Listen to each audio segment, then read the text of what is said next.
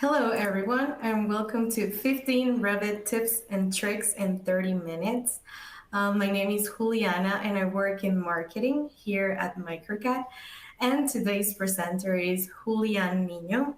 By the end of the webinar, you have learned something new, something that will help you with your workflows, and that is definitely worth 30 minutes of your time. Throughout the webinar, you can ask a question at any given point on the left-hand corner. You can ask Julian to revisit a step or ask any Revit questions. This is your time, and we want you to make the most of it. And in the upper left-hand corner, you will find links to our Revit tools info as well as our website. Also, make sure to check our YouTube channel. We post all of our webinars there at the end, so you can share with colleagues or rewatch it on your own time. And without further ado, we'll pass it on to Julian.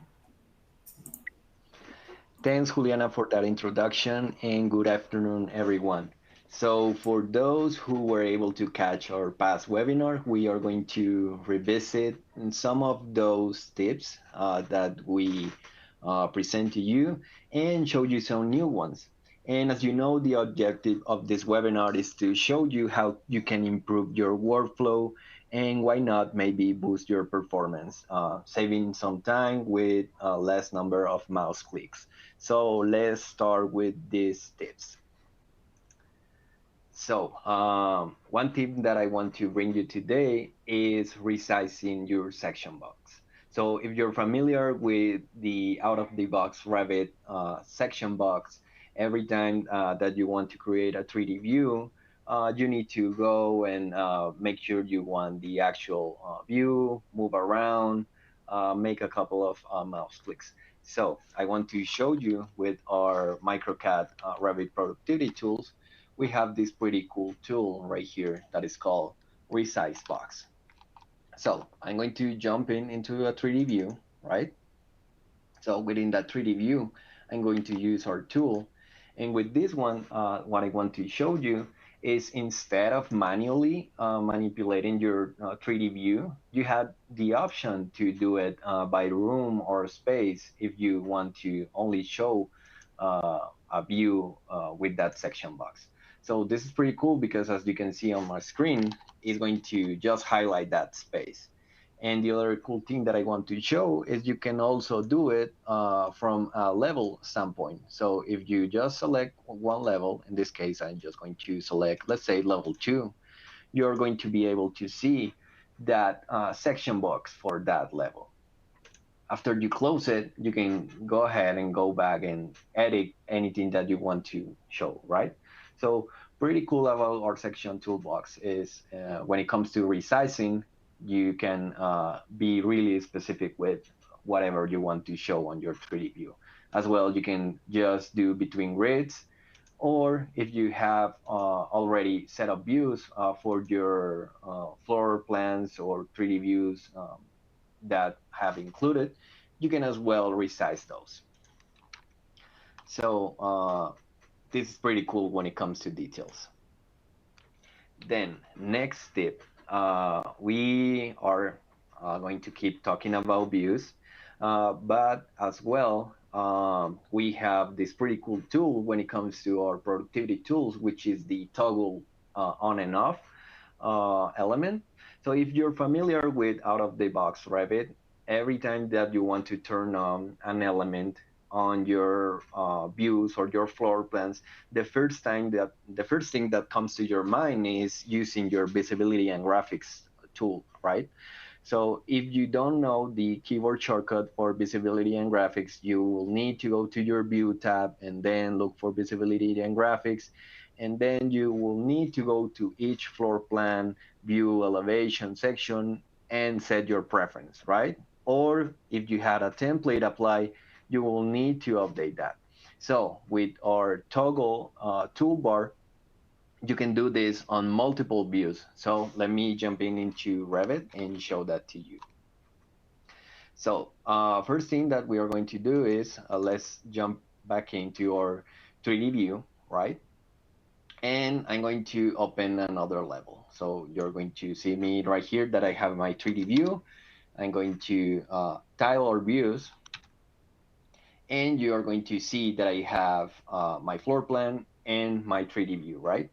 So on this resize box, I'm going to go back, make sure that I have all my building right here with the section of some things. So right here, I'm not showing a couple of things, but with our toggle tool that it can be located right here, what I can do is toggle by category, right? So what this is going to do is going to apply kind of the same thing that visibility and graphics does. But the cool thing is that I can also apply it to a floor plan at the same time. So on the floor plan level 3, what I would like to do is I would like to turn off my walls off. And let's say I want to turn off my roof, and maybe I want to turn off windows as well. So you can see right here the things that I select. Then I'm going to hit to turn off, so I can toggle those elements. You're going to notice what is going to happen on my 3D view and on my floor plan view. So once I apply it, it applied automatically to my 3D view. And if I come right here uh, and select that same option for my level 3, so I'm going to apply it and close it. And you can notice that the same elements were toggled off on my floor plan view. So this is pretty cool, because if you want to make some changes on different floor plans, you can just use our toggle by category tool and start making those visual changes. Really time saving when it comes to toggle the views on and off, and it's going to save you some time using the visibility and graphics. The next thing is something that I want to bring back from our past webinar, is within the Revit 2022, you can choose to display your grid lines in your 3D views. So you can go to the show grids parameter in the properties palette and access the list of levels of your project, right? So once you select the levels of which one you want to display your grid lines, then you can apply this to your project. And the nice thing about this new feature is that you can intersect the select levels, and you can define which grids you want to define. You can as well just change your section box, and as well you can resize everything that is part of this section box within the grids. So you can use the grids to actually select elements by category or filter them, and you can use these grids to change as well some visibility graphics overrides, right? You can display these grids as halftone.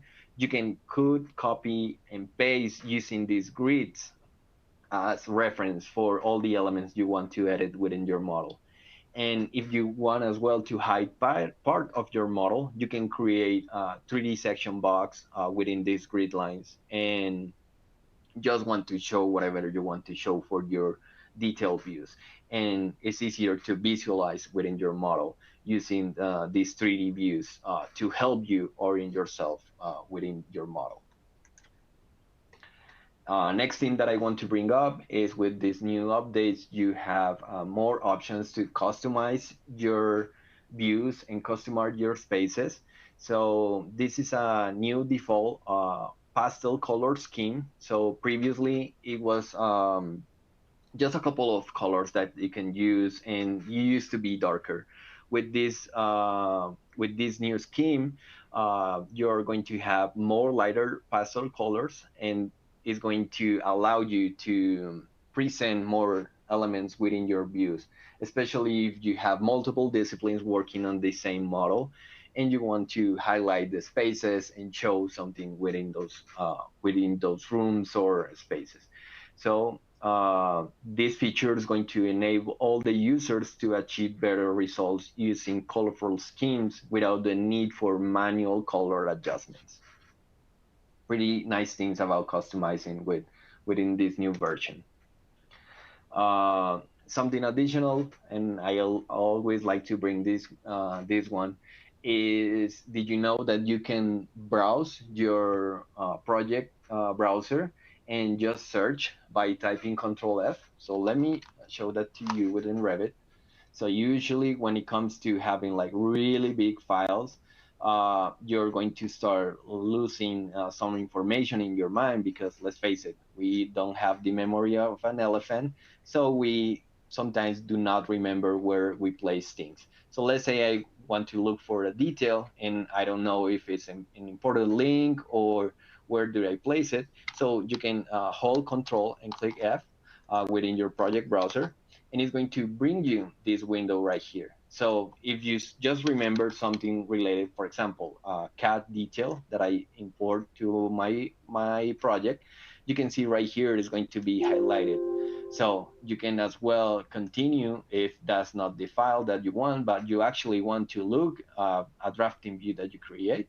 It's going to highlight all the elements that have that work in common. So then I can just go here and okay, I can find my detail, right? And something additional that we have as part of our MicroCAD productivity tools is if you desire to look for some rooms within your model, we have this tool right here, which is the Zoom to tool. This is a really nice tool that we also provide within our productivity tools that is going to allow us to go to an actual room that has been defined by the architect or other BIM manager previously, and you can jump into that space. The only required thing that you need to do is to be on that actual active view. So for example, if I want to go to a room of the second level, the only thing that I need to do is make sure that I'm on that view. And let's say someone told me, hey, make some changes on the conference room. So I'm just going to go to my level 2, look for that conference room, hit OK, and it's going to zoom in directly to that space. This is going to save you a lot of time if you need to make some changes on a pretty big project and you're just not familiar with it. Back to our tips. So this is one that I like to bring up to you, and that's especially for those people that all the time are making families and are having trouble with all the data parameters and information that you bring up into your family. So most of the time you are going to be end up with this, right? A lot of parameters within your family. Sometimes you cannot read it. It's really cramped right here. So first tip is to change your view skill. So once you change your build skill, it's going to be so nice and readable, and you can as well just adjust and try to lay out your dimensions so they don't overlap, right? So this is going to help when it comes to presenting your family, and it's going to be easy anytime that you come back to edit it, right? So it's not going to overlap, and it's going to be readable. And another thing that I want to mention is that just make sure that you only put your parameters, measures, and any things that are related to the X and Y plan view, right? And make sure that you only bring elements that are related to the Z axis on the front view, right? So with these two workflows is working on the front plan, right? For the Z axis, and everything that is X and Y working on the plan view. That way, you are going to be more productive when it comes to debugging elements, right? Because if we start jumping to a 3D view, it can be a little bit tricky to make those type of adjustments. So this is going to help you to have really clean up families, and it's going to make your life easier when it comes to edit any elements that someone is requesting you. Next thing that I want to bring up is when it comes to collaboration. So most of the time we are working on big projects, right? And we have a lot of disciplines working with those projects. And let's say your model starts to get like really slow and the performance starts to slow down, and that's the time when you get like really frustrated, right? So don't forget that when you're working with these large projects and you have a lot of teammates, you just don't want to unload your links because that is going to happen for all the people. Just go ahead and remember you have this tool right here, and it's just going to be unload for me, or in this case, unload for you. So this is not going to affect the other people in the multi-user environment, and this is going to give you faster performance, right? So this is not going to affect the rest of your team because let's say this is just my personal experience. I usually unload the structural model. I know that's something I not supposed to say, but sometimes that's the heavier. Same thing with the interiors model, but you can just unload it for a couple of minutes, make your work, and then just go back and load it. So this is not going to affect the rest of your team, and is going to improve some of your performance. The next thing that I want to remind you is the tab select, right? Every new user or any experienced user should be familiar with the tab key on your keyboard, right? So when it comes to the tab select, I want to remind you that most of the time you're going to type this key to select an object, and sometimes an object is particularly hard to select.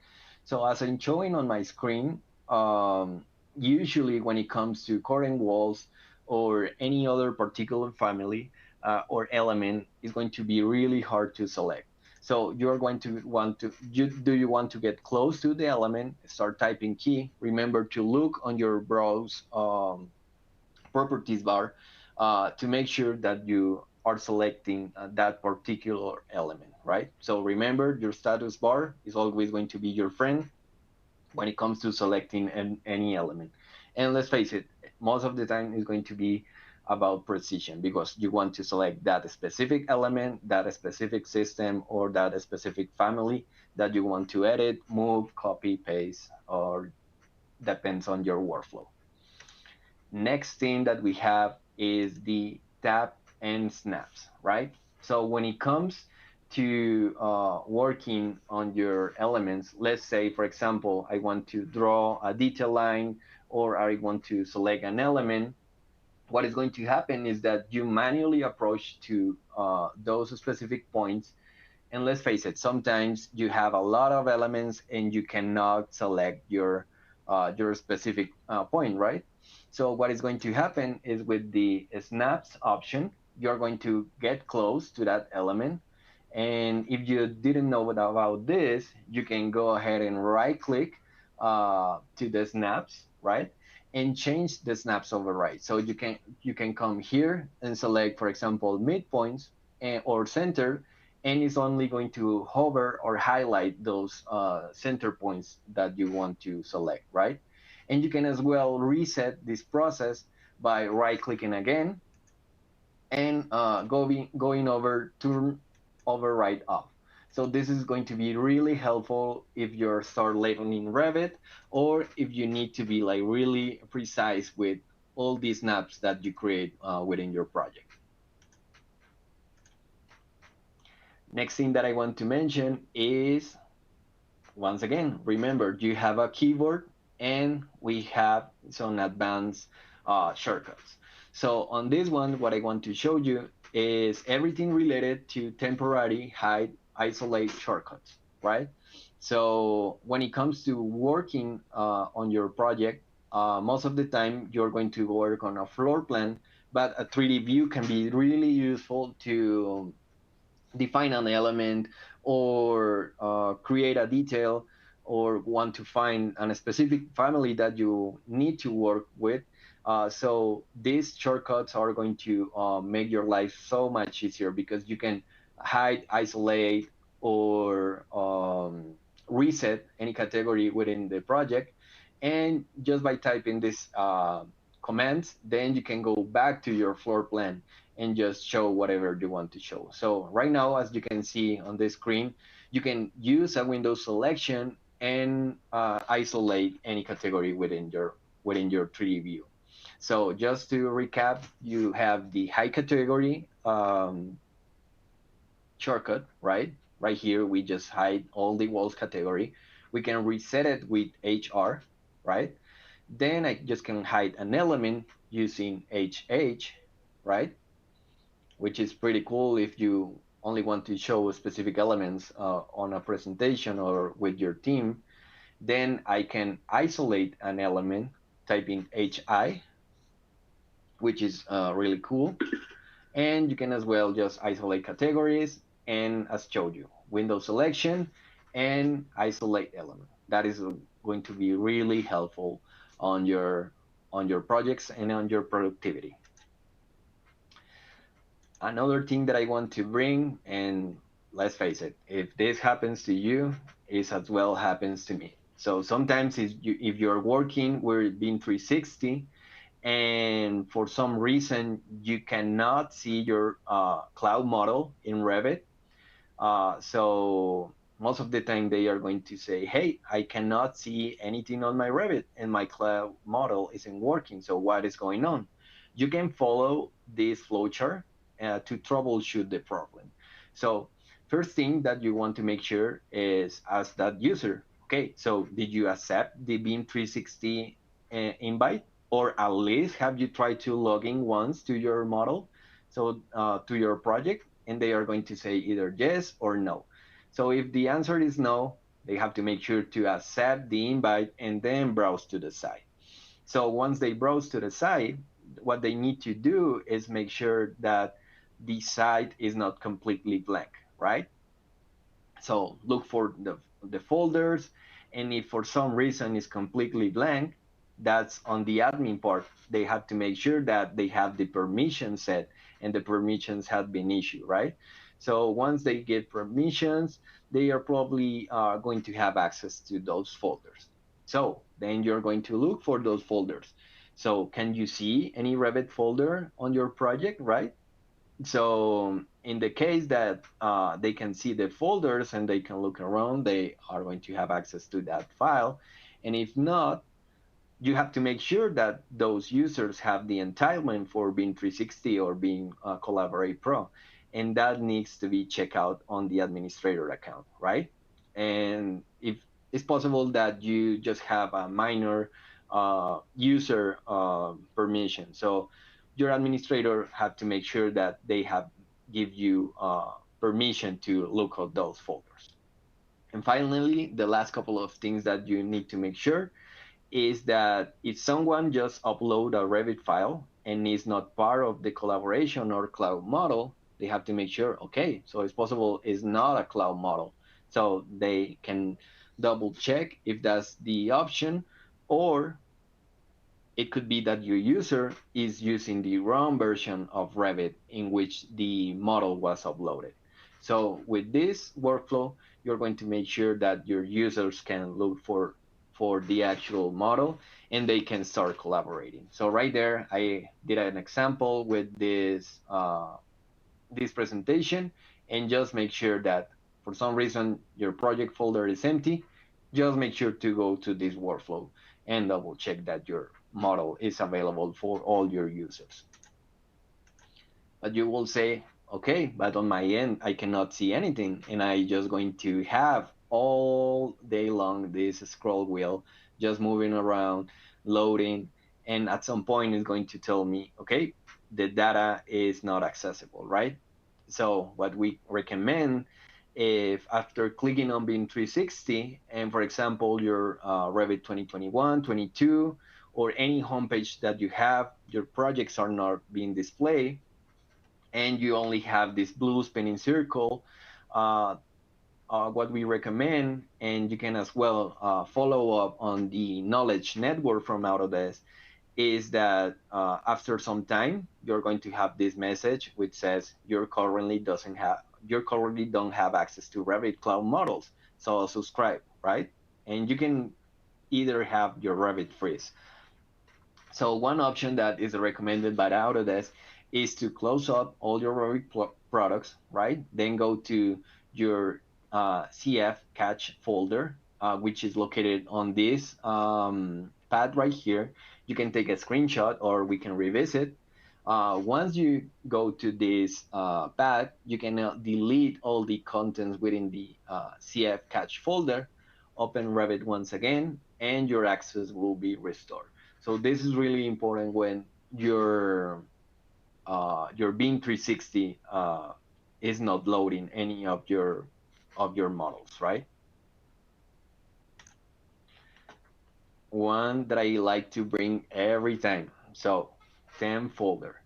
So most of the issues within Revit or BIM 360 can be resolved by cleaning up your temp folder, right? So when it comes to this, we sometimes recommend to just go ahead and clean it. But did you know that we have this tool building within Windows 10 that is cleaning utility? You can use it and you can customize it as you need. Just keep your house clean, right? Delete all those temporary elements that you don't need, and they are going to slow you down. Alrighty, now that we are talking about cleaning up, I always like to bring up our productivity tools. So within our Microcad productivity tools, we have the project cleanup and the QA model review. So these tools are going to help you when it comes to cleaning up all those views, legends, schedules, cheats, families, groups, and a lot more that you are not using on your model, right?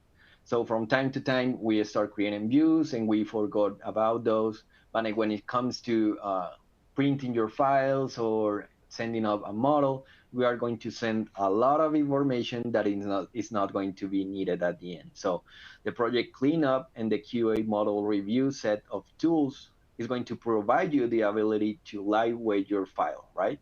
So you can clean up your project by removing all those rooms that you're not using and purging unnecessary line types, materials, everything that you just forgot that is there, but it's definitely making your model heavier. And something new that I want to show you today is the thumbnails are going to help you when it comes to loading your models and making sure the path locations of your file. So did you know that on your homepage, do you have these thumbnails? So for example, we are going to have either a work chair or clown model, and you're going to notice this because it's going to be represented with a little box on the top, on the bottom left of the thumbnail. It's a box with a cloud. So you're going to see this element right here. So the cool thing about this is you are going to be able to see the path of the location of the project, the last time it was modified, the size, and as well is going to apply for your central model that is going to be represented with a small box. Then you have the cloud model, right? Just a cloud model, meaning that you upload it to your Autodesk Docs or your BIM 360. And additional to that, you're going to have one with an empty image, and that is going to be your local model, right? So most of the times you have to make sure where are your models located, right?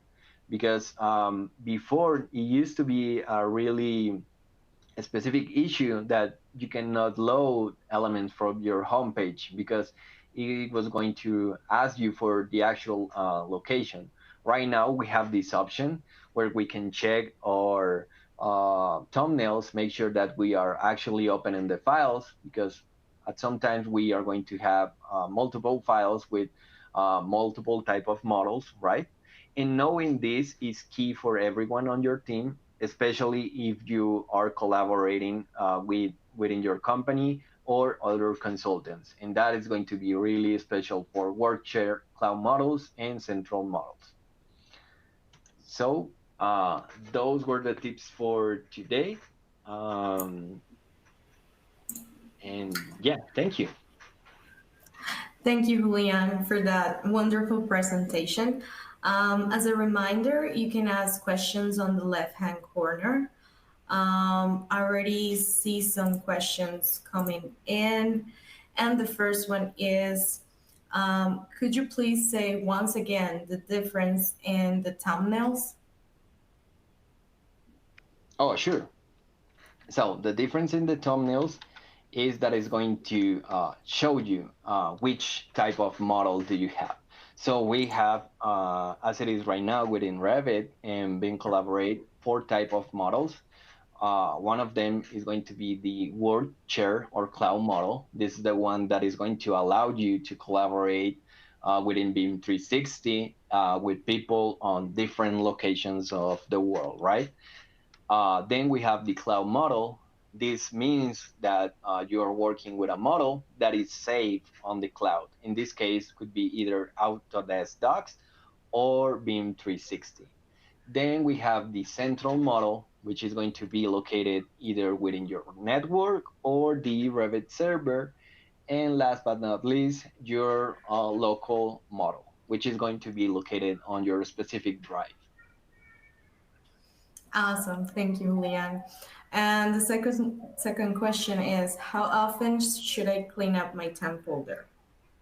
So this one is mentioned a lot because I think it's really like between our users and our attendees to the webinars.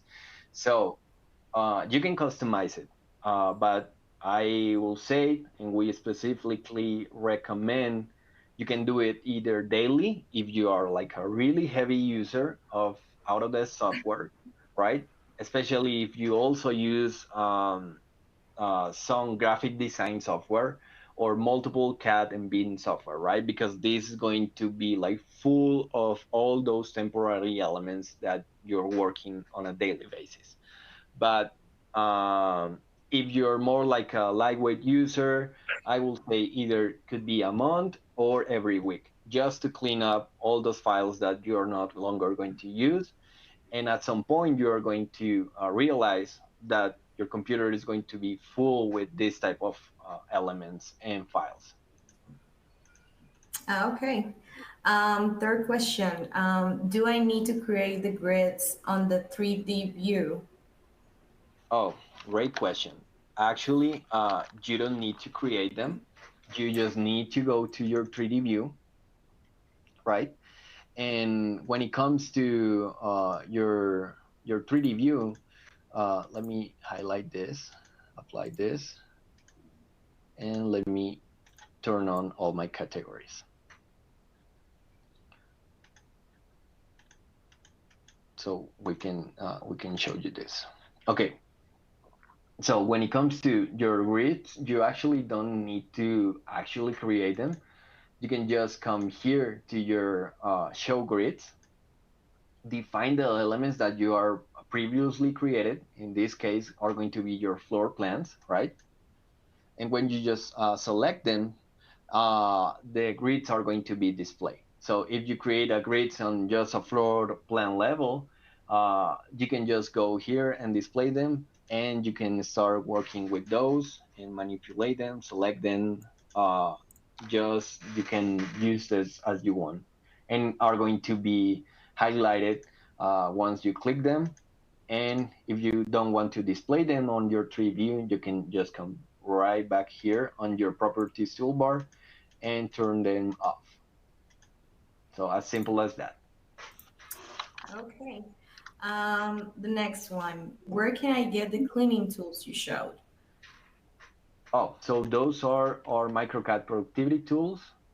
And I can actually take that question, Julian. yeah, The tools are $299, and if you think about it, it is less than $1 a day. And not only comes with these tools, but it additionally comes with advanced support. So anytime you call in and have a technical problem, you will get an average response of around 40 minutes, and you will get you up and running. So you get two things, not only the Revit tools, but also that advanced support, which is great. And if you do buy these tools and already have a license with us, we can come up with a good deal for you. So yeah, it's 299, not too bad for the full year, and it really has you covered. And we're moving to the next question. Could you please show again the snap shortcuts? How do you change them? Okay, so the snaps. Let me go to a 3D floor plan. Okay, this one or right here. I'm not going to save. Okay, so I'm going to do a quick detail line, right? So when it comes to the snaps, if you're really close to the elements that you want to show, it's going to be like really easy to recognize which are the snaps, right? So the default is going to be all the snaps available, right? But if, for example, you want to just select one type of snap, you can just go ahead and right click it, right? And we are going to have the snaps overrides. So with the snaps overrides, you can select the type of snap that you want to select. So in this case, let's do endpoints, right? So this is only going to show me the endpoints of the family or the element that I'm selecting, right?